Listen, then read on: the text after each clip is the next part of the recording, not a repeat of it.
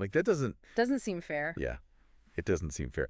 And this is where it gets really interesting Yes. because at Light of Reflection really digs into like the nature of sin Yes. and separation from God. Right. So it's not just about like God, sitting up there with like check. Yeah.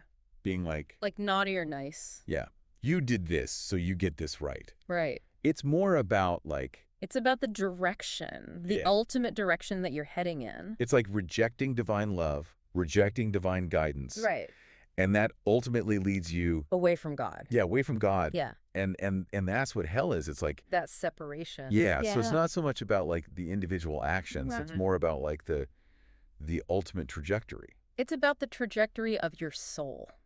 Yeah. The orientation of your soul towards or away from God. It's like driving down the wrong side of the highway, Exactly. right? Like eventually You're going to hit something. you're gonna crash. It doesn't matter. You're going the wrong way.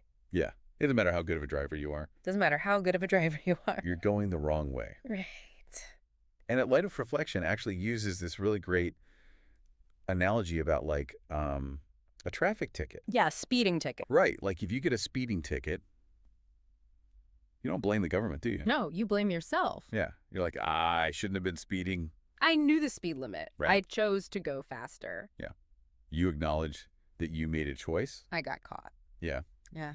And that choice had a consequence. That's Quince, yeah. So it's the same kind of principle. Right. You broke the law. Yeah. There's a consequence. So it's not about God being like this, Punisher. yeah, this vengeful. Merciful God. It's more about like, Justice. yeah, and like natural consequences. Natural consequences. So that's really, I don't know, that kind of shifts my perspective a little bit. Yeah, me too.